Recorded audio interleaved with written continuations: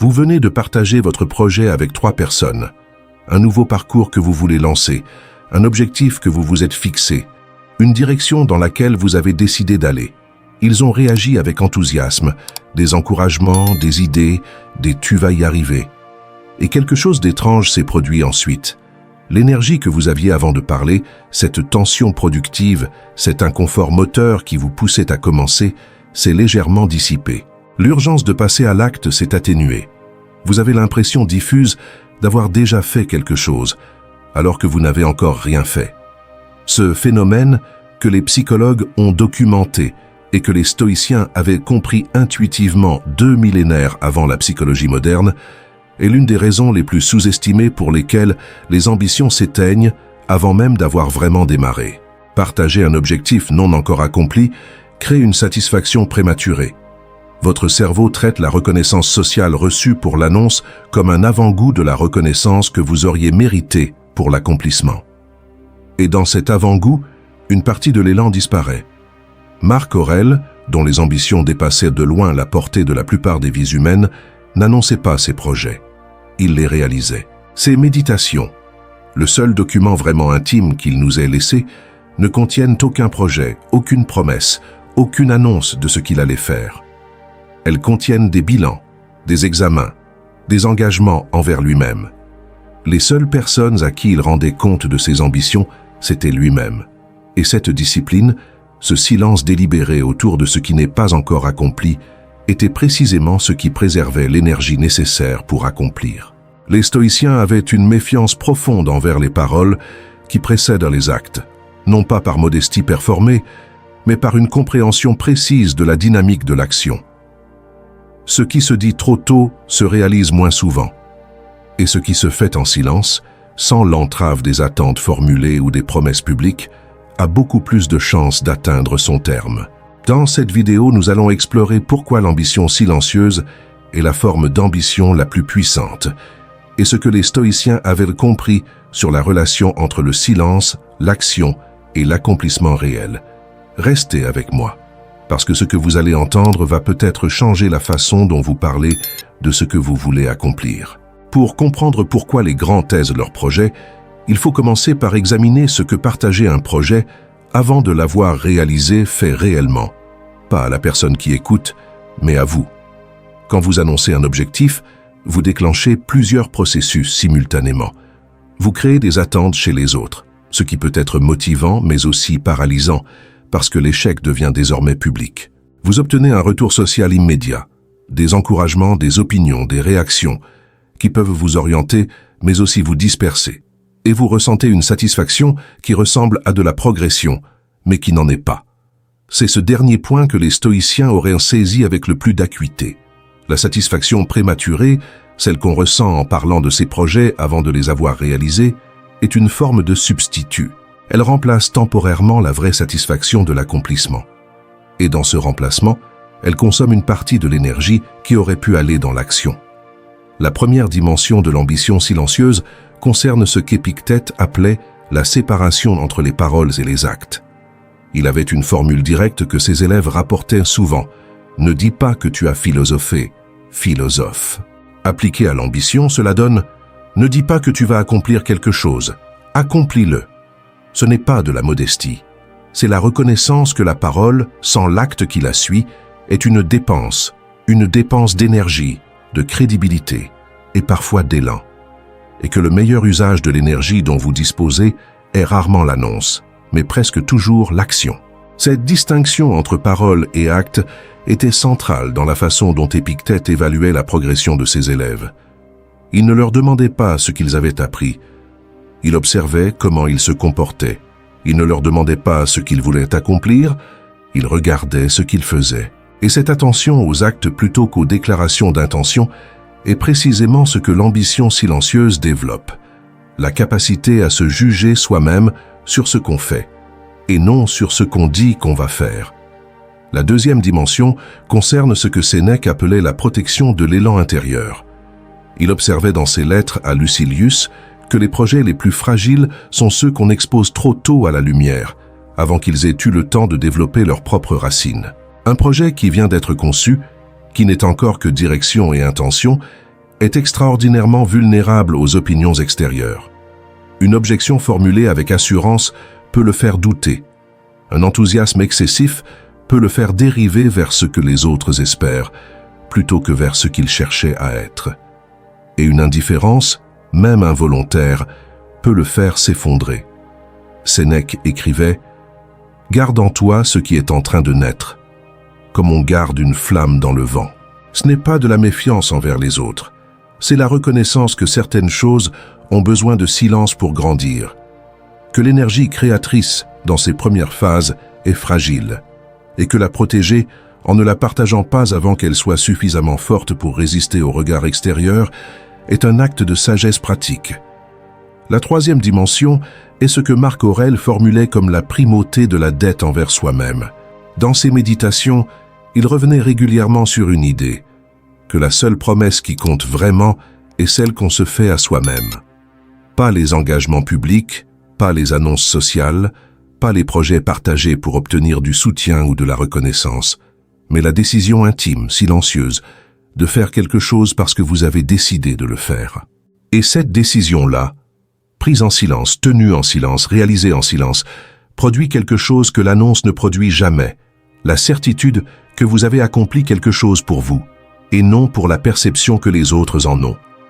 Caton d'Utique ne déclarait pas ses projets, il les menait. Ses contemporains découvraient souvent ses accomplissements après coup, parfois avec étonnement, parfois avec inconfort, parce que Caton n'avait pas cherché leur approbation ou leur soutien préalable. Il avait évalué, décidé, agi, et cette façon de faire, qui peut sembler froide ou distante, était en réalité une expression profonde du respect de soi. Il ne subordonnait pas ses décisions à la validation des autres. Il y a quelque chose de particulièrement important à noter sur la relation entre l'annonce et la difficulté du projet. Plus un projet est ambitieux, plus il demande d'efforts, de temps, de sacrifices, plus les risques liés à l'annonce précoce sont élevés. Pour un projet facile, le coût de l'annonce est limité. Si vous échouez, la déception sociale est mineure. Pour un projet ambitieux, en revanche, l'annonce précoce crée une pression supplémentaire que vous n'avez pas besoin de porter. Chaque personne à qui vous avez annoncé votre objectif devient un témoin potentiel de votre éventuel échec. Et cette présence imaginaire, ces témoins que vous portez dans votre tête, peut transformer l'effort normal d'un projet difficile en une expérience de performance sous pression permanente. Les stoïciens avaient une attitude radicalement différente vis-à-vis du regard des autres comme source de motivation. Ils ne le condamnaient pas en théorie. Ils le considéraient comme un carburant particulièrement instable, qui peut vous propulser dans les premières phases d'un projet, mais qui vous abandonne précisément quand vous en avez le plus besoin, dans les phases intermédiaires, celles où le projet ne ressemble encore à rien d'impressionnant, où les encouragements de départ ont disparu et où le résultat final est encore loin. Dans ces phases-là, la seule motivation qui reste est interne. Et si vous n'avez pas développé cette motivation interne, si vous avez délégué votre élan à l'approbation extérieure, vous n'avez rien pour traverser le milieu. Marc Aurèle notait dans ses méditations quelque chose que beaucoup de ses lecteurs modernes trouvent surprenant pour un homme dans sa position. Il ne cherchait pas à être admiré, il cherchait à s'améliorer. Et cette différence, entre chercher l'admiration et chercher la progression, est fondamentale dans la façon dont il gérait ses propres ambitions. L'admiration dépend du regard des autres. La progression dépend uniquement de vous. Et en choisissant la progression comme boussole plutôt que l'admiration, Marc Aurèle se libérait d'une dépendance qui aurait compromis la qualité de son travail. Épictète allait dans la même direction avec une formule que ses élèves rapportèrent souvent « Fais ce que tu dois faire et que personne ne sache que tu l'as fait ». Ce n'est pas de l'anonymat recherché pour lui-même, c'est la pratique délibérée de l'action sans audience, de l'effort fait pour lui-même, indépendamment de toute reconnaissance. Et cette pratique, répétée, disciplinée, appliquée aux projets comme aux vertus, développe quelque chose d'inestimable. La capacité d'agir, même quand personne ne regarde, même quand personne n'encourage, même quand le résultat est encore invisible et incertain. Il y a une question pratique que les personnes qui commencent à adopter l'ambition silencieuse se posent presque toujours. Mais avec qui est-ce que je partage alors? Est-ce que je dois tout garder pour moi? Et la réponse stoïcienne à cette question est nuancée. Pas avec personne, mais avec très peu et au bon moment. Zénon de Cityon faisait une distinction qui me semble utile ici. La différence entre partager pour recevoir du soutien, de l'encouragement, de la validation, et partager pour trouver une compétence. La première forme de partage est ce que nous cherchons le plus souvent, et c'est précisément celle qui consomme l'élan sans en ajouter. La seconde est différente. Vous partagez votre projet avec quelqu'un qui a une expertise spécifique, une expérience pertinente, une capacité à vous voir des angles morts. Vous ne cherchez pas leur approbation, vous cherchez une information que vous ne pouvez pas avoir seul. Et dans ce cadre précis, le partage nourrit le projet plutôt que de le disperser. Cette distinction, entre chercher du soutien et chercher de la compétence, est l'une des plus utiles pour orienter ce que vous partagez, avec qui et quand. Avant d'avoir commencé, chercher de la compétence peut être précieux. Chercher du soutien, en revanche, est presque toujours prématuré et souvent coûteux en termes d'élan. Marc Aurèle avait également une pratique que je recommande directement, le journal privé comme interlocuteur. Ses méditations étaient précisément cela, un espace où il pouvait formuler ses projets, ses intentions, ses engagements envers lui-même, sans les exposer au regard des autres. Et dans cet espace privé, il pouvait être honnête avec lui-même d'une façon que la présence d'un tiers rend difficile. Vous n'avez pas besoin d'embellir ce que vous écrivez pour vous-même. Vous n'avez pas besoin d'être convaincant. Vous pouvez être précis, honnête, imparfait. Et cette honnêteté, dans la formulation de vos intentions, est souvent plus utile que n'importe quel retour externe. Un exercice concret. La prochaine fois que vous avez envie de partager un projet ou un objectif avec quelqu'un, posez-vous d'abord la question: qu'est-ce que je cherche en partageant ça? Si la réponse honnête est de l'encouragement ou de la validation, attendez. Attendez que le projet soit suffisamment avancé pour résister au jugement, ou suffisamment accompli pour ne plus en avoir besoin. Si la réponse est une information précise que cette personne peut m'apporter, alors partagez, en vous concentrant sur la question spécifique plutôt que sur l'annonce du projet. Il y a également une pratique que les stoïciens valorisaient et qui va directement dans ce sens, la distinction entre la vision privée et la communication publique. La vision, ce que vous voulez accomplir, pourquoi vous le voulez, comment vous comptez y aller, appartient à l'espace privé. C'est là qu'elle doit être examinée, affinée, renforcée. Les méditations de Marc Aurèle sont le meilleur exemple de ce que peut être cet espace, un lieu où il se parlait à lui-même de ses intentions, de ses valeurs, de ses engagements, sans jamais chercher un public extérieur. La communication publique, elle, vient après. Quand le projet existe assez concrètement pour que vous puissiez montrer quelque chose, une progression, un résultat partiel, une direction clairement engagée, la communication devient possible sans risque de satisfaire prématurément un besoin qui n'a pas encore été mérité. Et dans ce cas-là, ce que vous communiquez n'est pas une promesse, c'est une démonstration. Et la démonstration, par définition, n'a pas besoin d'être crue, elle peut être vérifiée.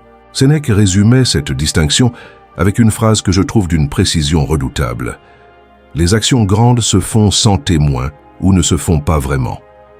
Ce qu'il pointait n'est pas que les grandes actions doivent être secrètes, mais que si elles ont besoin de témoins pour exister dans votre esprit, pour avoir de la valeur dans votre propre évaluation, alors quelque chose d'essentiel manque. La vraie ambition n'a pas besoin d'audience pour se nourrir. Elle se nourrit d'elle-même, de la progression, de la discipline, de l'accumulation silencieuse des efforts. Et c'est précisément cette autonomie-là, cette capacité à avancer sans applaudissements, qui distingue les projets qui aboutissent de ceux qui restent des annonces. Les personnes qui accomplissent le plus ne sont presque jamais celles qu'on entend le plus parler de ce qu'elles vont faire. Ce sont celles qui disparaissent un certain temps, dans le travail, dans la construction, dans l'effort silencieux, et qui réapparaissent avec quelque chose de réel. Et quand elles reviennent, elles n'ont pas besoin de convaincre qui que ce soit. Le résultat parle à leur place, avec une clarté et une autorité qu'aucune annonce préalable n'aurait pu créer. C'est ce que les stoïciens avaient compris sur la relation entre le silence et la crédibilité. Les paroles qui précèdent les actes créent des attentes que les actes doivent ensuite satisfaire. Les actes qui précèdent les paroles ou qui les remplacent entièrement créent quelque chose de beaucoup plus durable, une réputation fondée sur ce qui est réellement là. Sénèque avait une formule que je trouve d'une justesse absolue pour terminer. Ne prouve pas par des paroles ce que tu peux prouver par tes actions. Réserve tes paroles pour ce que tes actions ne peuvent pas dire à ta place. Ce n'est pas une invitation au silence total, c'est une hiérarchie claire. Les actes d'abord, les mots quand ils sont nécessaires. Et dans la plupart des situations où vous avez envie de parler de ce que vous allez accomplir, vos actions futures diront exactement la même chose, en mieux, en plus fort, et sans le risque de la promesse non tenue. Le pouvoir ne se montre pas, il se ressent. Et il se ressent particulièrement dans cette discrétion-là, dans la façon dont certaines personnes avancent sans annoncer, construisent sans demander de permission, accomplissent sans chercher de validation préalable. Et quand le résultat est là, visible, incontestable, il y a dans cette façon de faire quelque chose que l'annonce la plus brillante ne peut pas créer. La preuve que l'ambition était réelle et non pas un désir de reconnaissance déguisé en projet. Présence, valeur, maîtrise. Abonnez-vous à la présence pour continuer à développer cette forme d'ambition, silencieuse, disciplinée, orientée vers l'accomplissement